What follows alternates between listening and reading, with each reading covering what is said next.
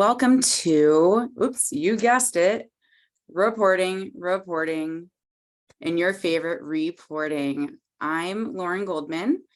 I am the customer engagement specialist with Traction Rec. I'll be presenting today with Maggie Marks, the Assistant Director of Customer Experience with JCC Chicago. I want to tell you a little bit about myself. I'm new to Traction Rec, not so new to the Traction Rec community. But I live in Pittsburgh. I was with the Jewish Community Center of Greater Pittsburgh for 12 years and helped implement Traction Rec with them, as well as learn Salesforce. I was also a Salesforce admin for another nonprofit in Pittsburgh before coming to Traction Rec in July. I have two boys, 6 and 8, and two turtles, Max and Irma. And then I'll let Maggie introduce herself. Hi, everyone. My name is Maggie. I am the Assistant Director of Customer Experience at JCC Chicago. I have been with JCC Chicago for about 5.5 years, really all over our customer experience department, from front desk, building management, account management, customer support. I like to say that I'm a self-proclaimed nerd when it comes to data and documentation. I got my bachelor's in social work, so lots of documentation involved there. My other fun fact is that my email address in grade school was mathiscool555@yahoo.com. You can email me. It probably still exists. Tried to avoid math after high school, but here I am many years later, still doing math and data and all things good with Salesforce. So I was in our Traction Rec implementation team in 2020 and really have dove headfirst ever since. I live in the suburbs of Chicago. I recently relocated from the city to the suburban lifestyle with my husband and my two dogs, who are featured lovely in the photo. We're a big fan of pets at Traction Rec. We love seeing and hearing all about them. So today, I'm going to go through some of the basics, the terminology and formats of reporting, and then we're going to let Maggie take it away with a presentation on financial assistance and the way that JCC Chicago has been using their reporting and dashboards. So let's get to it. I want to reiterate that pulling a report is not just for analysts. It's something that you can really empower everyone in your organization to learn how to do. And there are just a few basics that you need to teach in order to do with that, to be able to do that. Accurate, real-time, and detailed reports and dashboards are a fundamental component of managing day-to-day operations of your organization, as well as thoughtfully engaging with your community members. Data tells a story and provides a measure of impact for both you as an organization, you as a member manager, as well as any of the interactions that you have. The more we are able to consolidate and create consistent data points and segments, the faster we can deliver information to people and we can act upon it, right? And we don't want to react to old data and miss any opportunities. A really important piece of how we can use Salesforce and level up is that this is live data. All the points that all the records you're looking at, all the points in your org, it's live, it's moving in real time, and you're able to report in real time, which has such a huge impact. Building and reading and interpreting reports and dashboards has also become a core competency. It's like learning how to use Microsoft Word or Microsoft Excel. Everyone knows how to do it, and it's a transferable knowledge skill that anyone can use no matter what org you're in. Reporting is really a way to help you act, analyze, and strategize. With that said, your organizations have questions, always. There's always some sort of question that's going on, right? How many participants do we have registered for the Saturday 10 a.m. swim class? How many new members joined our organization because of the 10% membership discount promotion? we ran last month. What's your expected revenue for a childcare program for the next 3 months? In the simplest form, a report can get you all of those answers. And all a report is a list of records. It's a membership record or an account record that really meets the criteria that you're defining. So reports, the question that you're asking is so important. Reports are much more than a simple list. It starts as a simple list, but it becomes so much more. You can filter and group and do math on records and display them in a chart. So when someone asks one of those many, many questions that we know occur, we can really say, what are you really asking? We need to ask follow-up questions, write those requirements out, and then map those requirements to a criteria. I like to think of the 5 whys, or the 5 W's, the same 5 W's that you learned in English way back when: who, what, where, when, why, and also the how. Why? What are we trying to accomplish with this report? That is such a key question whenever you're thinking of any type of report. Who is this for? Is this for the executive level, your middle managers, or your instructors? Is this an attendance report? Is this seeing who's paid for a program that's about to start or who still owes money? Think about who this is for. What details you're looking for. This is where filters come into play. You can base something on a status, whether it's a completed status or a pending active or active status for a registration, a membership, a billing schedule is still billable or not. The when, what's the time frame, right? This fiscal year, next fiscal year, specific dates. It could be relative or specific. All those are relevant. And then how you want it to be displayed. Whether you want it to be in a pie chart, a bar chart, just a number, all that's really important. But I think one of the most important questions is where. And that, to me, that means what objects do you need to use when you're making this report?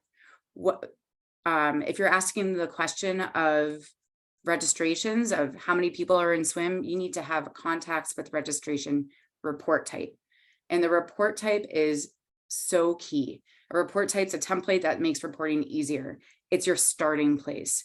If you have the right report type, when you start creating your report, so much of your work is already done for you. You know what fields you need to see. And if you don't find a field, Salesforce has out of the box report types for you. But if you don't find the reports that you need, then you can create a custom report type, working with your Salesforce admin or support team at your organization to learn and understand how the data model works for your organization and how all the data fits together is so key. And that it becomes so relevant with report types when you're learning and when you're trying to build specific reports. With that said, there are different types of reports, report formats, not report types, but types of reports.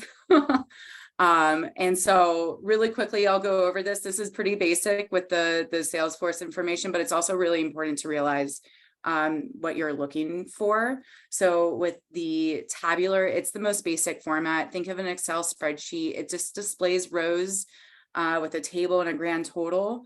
It's really easy to set up, but tabular cannot be used. It can't be used to create groups. That's when we come to our summary report type of report. As the name suggests, it's rows of group data. You can view subtotals, create charts as some of the main features. We also have a matrix report type. This is a little bit more complex. It summarizes information in grids. The matrix reports allow records to be grouped both by rows and columns and can be really powerful to use in dashboards, and charts can be added to, right? And then we have joined reports where joined reports let's create different views of multiple report types. They're used to group and show multiple report types with different views, right? So they're organized in different blocks. You can have up to 5 blocks, and each block acts as a sub-report with its own fields, column sorting, and filtering. And then finally, we'll get to our dashboards. A dashboard is just a visual display of key metrics and trends in your org. And each dashboard component is based on a single source report, but you can use that same or different source reports for various components. You can use the same report to do a pie chart or a bar chart. You can, and by adding multiple dashboard components to a single dashboard page, you can create a very powerful visual display of data, such as a fee assistance process, which I will bring that right over to Maggie, and she's going to take us through some reports and dashboards that JCC Chicago uses.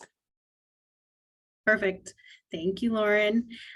So before I get too far into a focused demo, I want to talk a little bit about kind of JCC Chicago's journey of where we're at, where we've been, all of that good stuff. So a few things to know about us. We went live in 2020, so we had almost a full pandemic implementation, which was super fun for us. We did we brought a lot of different softwares and databases all on the Salesforce platform all at once. So we did a full go live of NPSP, Traction Rec, and a whole lot of other fun stuff. And we definitely felt, I know Jill mentioned it in her presentation, that crawl, walk, run. So we definitely felt like we were crawling for quite a while.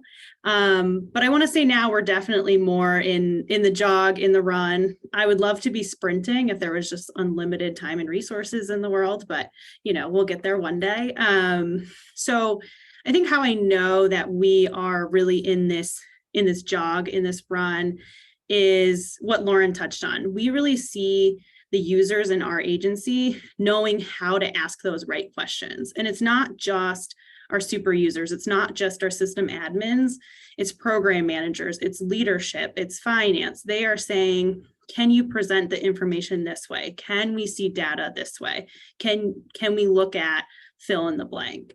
And it's really cool to see that there's that level of buy-in and that level of understanding with the system now. And there's a much greater sense of what the data really is in the system, not to mention that we have now 3 years of data in the system. So we obviously did a data migration and all of those good things, but to have that live, accurate, up-to-date data for the last 3 years has allowed us to really analyze things in a way that we've never been able to before.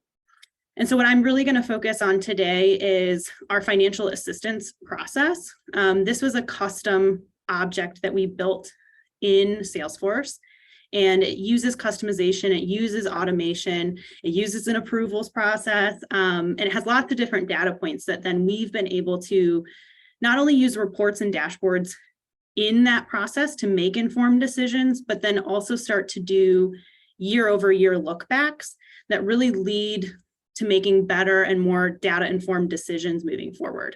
So it's been a really exciting journey. We're only a few years in, and I'm excited to show a little bit in our sandbox. So Lauren, I think I'm going to try to share my screen. Okay. This looks good. So when we were kind of in that, I would say maybe more of a walking phase of Salesforce, we did start making reports and dashboards right out the gate. So one of our very first dashboards that was created was this executive leadership dashboard.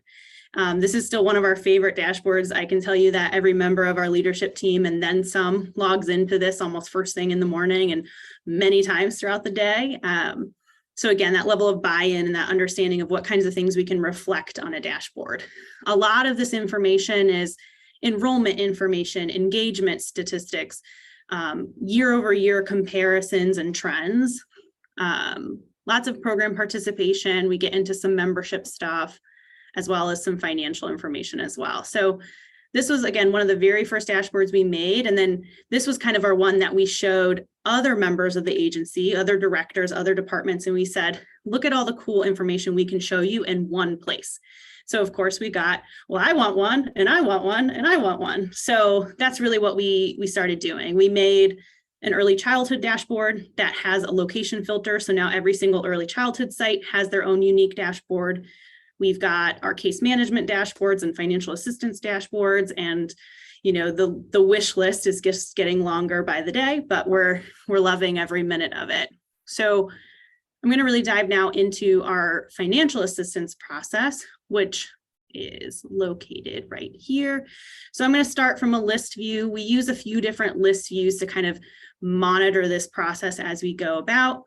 I'm going to show you what it looks like to create a financial assistance case from new, and I'll highlight a few of the data points as I go along. So then that'll kind of wrap up into some reporting again at the end. So I'm going to create a new financial assistance case.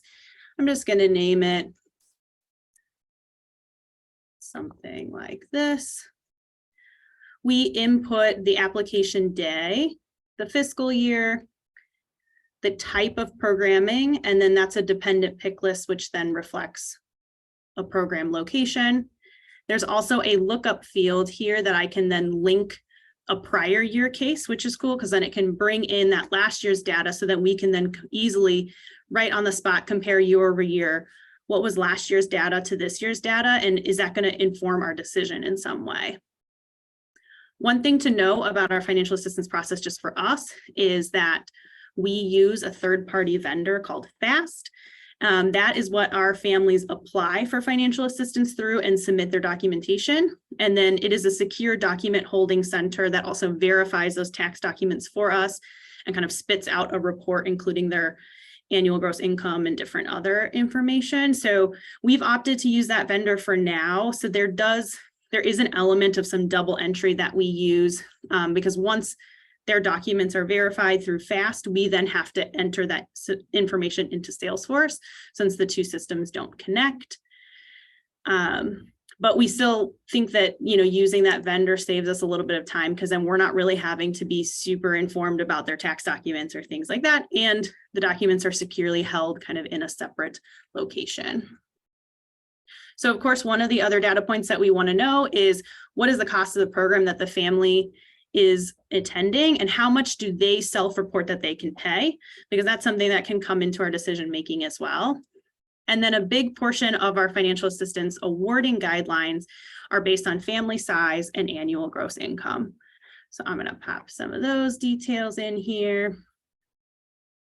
We take other sorts of information like their occupation, assets, liabilities, etc. And then we have this grid recommended award. So we use an eligibility grid that's based on annual gross income and family size. And we've built that grid into a formula field on the system so that once I save this case, based on the data that I inputted here, it will spit out a recommendation for me. So now that the prior year case is linked, I can not only see this year's data, but also prior year's data. And then this formula field is working to then create this recommended award. My financial assistance manager then reviews this case, looks for other extenuating circumstances, things like that, but then also uses two dashboards to then make their recommendation. So one of those dashboards that we do use is that executive dashboard to look at those enrollment numbers, trends, things like that to see should that inform the decision in any way. The other dashboard that we use very commonly in this process is a budget dashboard. So this is just a bunch of budget dials that's broken down by program location and program type. We're pretty late into this awarding season, so we've awarded a lot of our dollars out. So we may look at this application and say, you know, this family applied very early in our deadline or late in our deadline. And is that going to impact the recommended award based on the budgeted dollars available? In this case, we feel like Taylor Swift is doing a great job and deserves her 25% award. So we're going to make that recommendation. So once we make that recommended award, we do have an approvals process built in here so that we can then submit this case for approval. That then does a couple of things. It switches this case to pending reviewed status automatically and kicks out an email to our committee. Our committee can then make a quick decision on their own time to then approve that award or not.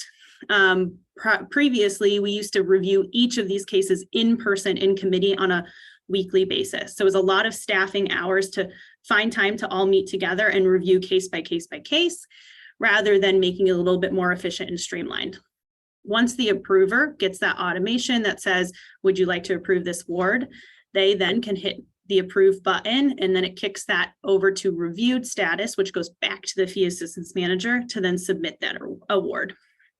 So all in all, it's created much quicker turnaround for families, and it's a much more streamlined process with much less staff hours involved. So we're very happy about all of that. And really, I think what's even more exciting than that efficiency, that streamline, was the end of year data that we've been able to then pull into this process. So another thing to know about this process is before we built this custom app, all of this information lived on spreadsheets. So we've had a financial assistance process for many, many years, but we managed the entire thing in Excel documents. So you can imagine if we have this amount of data into a custom object in Salesforce, what that looked like previously. And now that we've had this process in the system for 2 full fiscal years with some extra data migration that we did to really be a third year, it's allowed us to then look year over year and say, A, is this process working? Asking those right questions. And then if it's not working, what's not working about it? So Lauren, I'm actually going to stop sharing if you don't mind popping the presentation back up.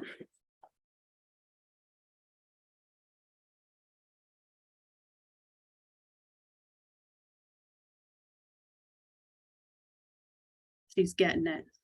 What I'm going to show now is some statistics around our financial assistance process that we did some year-over-year look backs. And really where this started was honestly a feeling. We were looking at, if you just want to pop, perfect. Yes, that's great. So our committee has been involved, the individuals that are involved in our fee assistance committee, they've been involved for quite a few years. And so they've really seen, just by feeling the families that are applying and the stories that we're hearing, we've heard now, years over years. And we know with COVID, inflation, cost of living, all these things have really skyrocketed. And we were really feeling that in this last year of applications. The range of incomes we were seeing was much broader. The types of stories we were hearing was much different. And we wanted to then see, does the data reflect that? So we decided, why don't we just pull that data and see what we see? So what you're seeing here is a little bit of a grid. It's a year over year comparison of our last 2 fiscal years of applications. And one of the first big observations that we made was the average income of the families that were applying. You can see there's a large difference from last year to this year, 86,000 to 110,000. And in our eligibility guidelines, 110,000 for most families, unless it's a pretty large family size, that used to be actually off our grid completely. So to see that that was actually the average income indicates a larger number of families with a larger number of income who is still needing assistance.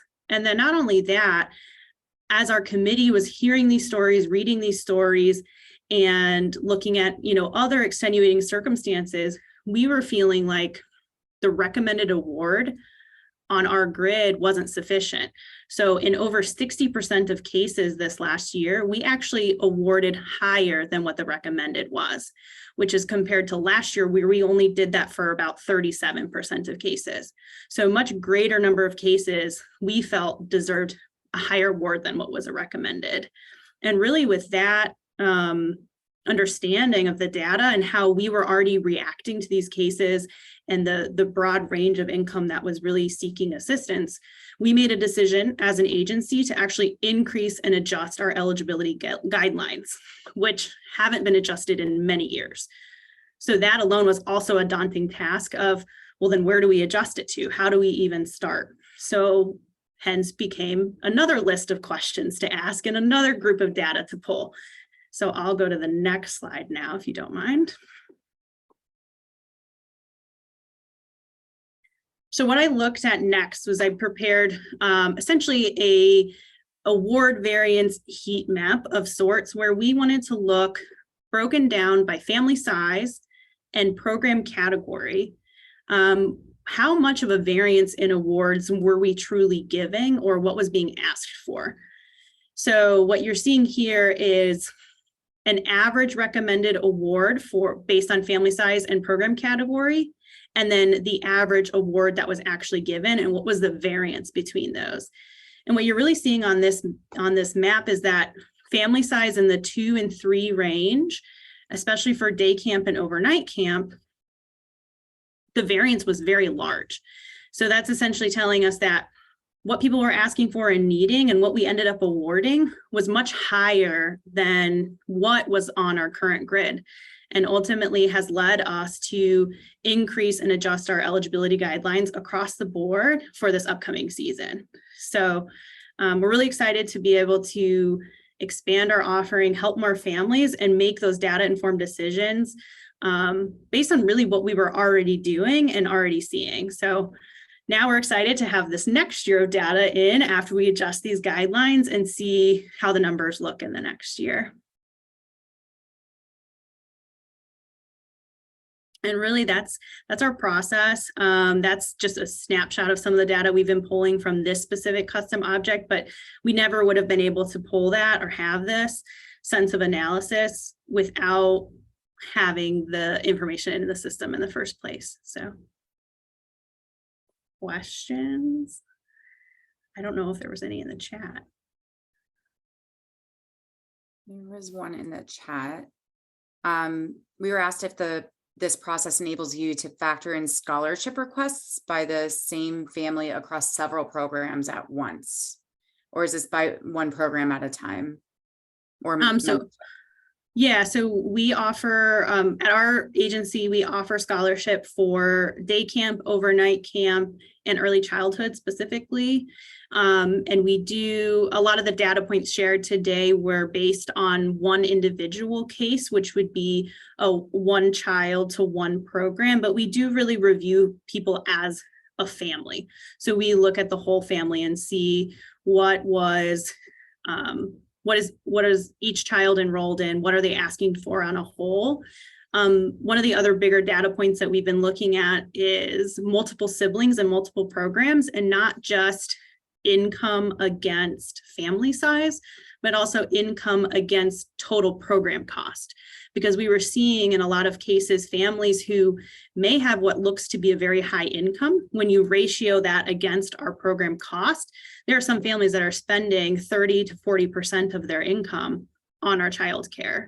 And so kind of one of our next phases that we're looking at is how to report on that, and maybe an additional like flag or something that we can put into the financial assistance process to kind of escalate that case further when we're seeing multiple kids and multiple programs all for the same family. Brian asked us if there was a way to filter or slice or toggle between programs and locations. Depending if there is a field that specifies a location, absolutely there's a way to filter. Reports are extremely powerful with filters. It defaults to all the data, but there's always a way to create filters based on a field to be able to drill down and see specific locations or specific programs, membership types, what you're looking for. And so that's really important. We can do that on dashboards as well. You can filter an entire dashboard as well based on a specific field too. At the J, there's two different ways we use that. For example, I mentioned with early childhood, we have one early childhood dashboard, but then it has a fiscal year filter and a location filter, so that any director for any site could then filter to the specific program year they're looking for, or the specific site they're looking for, without having to build multiple dashboards for multiple sites. And then also for scholarshiping, we actually have two different, right now for this current year, we actually have two different scholarship resources. And so we've actually created two separate record types. And so we're filtering by record type to say scholarship bucket A is this record type and scholarship bucket B is this record type. And then on that budget dashboard, we can filter by an individual record type or all record types together. So lots of cool toggling you can do there. Jason had a question. Has this process for JCC Chicago allowed the J to be more purposeful with the scholarship awards and maximizing impact of your scholarship dollars? I think it's a little bit of a, I want to say almost like a yo-yo effect of it was almost like what comes first, the chicken or the egg. With the analysis we were looking at, it was almost like we were already being more impactful with our dollars. We were already giving more dollars away than what what our eligibility said we should be doing, because we felt that need. And then in turn, because we felt that we were already giving more and seeing more need, we felt we needed to then adjust the guidelines to match that. So then future years, we can have a more consistent process. I think what we're looking to do now moving forward is making sure that we're still capturing a really broad range of need. Essentially, with adjusting our eligibility guidelines, we are going to be giving more dollars to families at higher incomes than we would have given before. But at the same time, we know that a higher income doesn't go as far today. But I think what we want to make sure that we're continuing to be intentional about and purposeful about is making sure we're still capturing and engaging with the lowest income families as well. So, that's something we're continuing to look at data-wise, fundraising-wise. We've been able to pull more reports and data that have allowed us to get more grants and funding than ever before. So I get probably on a monthly basis a request from either leadership or our FRD team saying, do we have a report that shows this? Can we compare enrollment against AGIs to show that we have this level of need at this location? And that's allowed us to get more funding as well, which then allows us to maximize our impact too. Great, thank you. Brian asked another question for us. How do your program staff use reporting? Do they print paper rosters and profiles? Do you use any kind of scheduling to email reports? That is a big question. I agree. It's a great question. So I think we've made a lot of progress in this area. One thing just know about the J is we don't do camp in Traction Rec. So that kind of eliminates a big part of the program sector for some groups of people. But we do all of our community programs and early childhood, preschool, daycare, all that in Traction. Actually rostering with early childhood is something that we're working really closely with the team on right now to make sure that we can continue to use that live data and make sure that's most accurate and that people aren't like exporting a spreadsheet that then they're using for the full year. So that part has definitely been a journey. But I think we've gotten a lot more people on board with, I think the two things that have helped the most are dashboards, because it's easy to find all the information in one place instead of seeking around for multiple reports. And then teaching people how to subscribe to reports has been really important for us. We love showing people how to subscribe to a report. I love showing people the little star favorite button on the top right corner of the screen.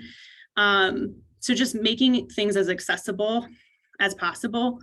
We try to tell people we don't want to email them anything if at all possible, unless it's them subscribing to a report themselves. So subscribing is so flexible. You can set when you want to have the report email or dashboard emailed to you, so you can see it in real time at that what it's at that point in time. If you wanted to get an attachment, you can set a threshold if you want certain criteria to be hit before you want to see what this report or dashboard is showing. You can set that up as well. And also to reiterate what Maggie said, bookmarking. Use that little star on the top right-hand corner of your browser for Salesforce reports, the important ones that you're going to every single day, or dashboards. it doesn't have to be for reporting or dashboards. It could be any type of record or object that you're going to that, you know, I want to see this all the time. Hit that little bookmark. It is a great tool that is there for you at all times. I definitely think that's important. I will say, yep, you can put them on your homepage in Salesforce too. But I will say one of the reports that instructors really enjoyed when I was in Pittsburgh was seeing when somebody new registered, right? When they wanted to see a threshold, if X number of kids registered in a week, or when anybody registered in a week for one of their programs, especially if the program has already started, they wanted to get that notification. So there are ways that it doesn't just have to be a roster. It can be when someone is registering, or if someone is, hopefully not, but could be asking for a withdrawal, and the finance team needs to ask the programmatic staff what's going on, why is this happening, and then we get a little bit more information on what was going on. So act, analyze, strategize. Reports are using the data that's in your system. If you don't have it in the system, you can't report on it. You want to make Salesforce your one source of truth. It is so powerful. Reporting and dashboarding in Salesforce is so powerful. It's exciting. And one of the things I love most about it is that you can always learn more about it. If you see a webinar on reporting, go to it, just like you did today. Trailheads, websites like Salesforce Ben. There are so many resources out there that I'm sure we can share with you from Traction Rec as well, that can help you with your reporting and using the data, understanding the data model that you have for your organization, and then putting data together to create a report and a meaningful dashboard to help you as our customer, but also then helping you with your customers. That's really important. I think what I would also add is where we've again seen this transition from maybe the walk to the run with our greater agency is that we're incorporating reports into the beginning of the process instead of it being an afterthought. I think what it used to be is like the data's there, so now let's report on it. But when we're innovating, we're creating something new, we're building a new process, we're already thinking this process can do this in terms of reporting. And so I think with like the program question too, we have a centralized team that builds our programs. I say team, but it's really one person. Shout out to Rachel, who's somewhere on this call. She builds every single program for our agency. And in that program request form that somebody completes, they have to also include what kind of report they want to accompany that program. And so when she builds that course option, she says, your course option is built and here's the report that goes along with it. And so it's already, training those program managers to know, if I want this built, I then need to see this information after the fact. And so I think that's another piece with program staff. And then just in general, when you're thinking about putting a new process into place, think about the types of reporting and the types of data that will come out of that process and incorporate that from the start.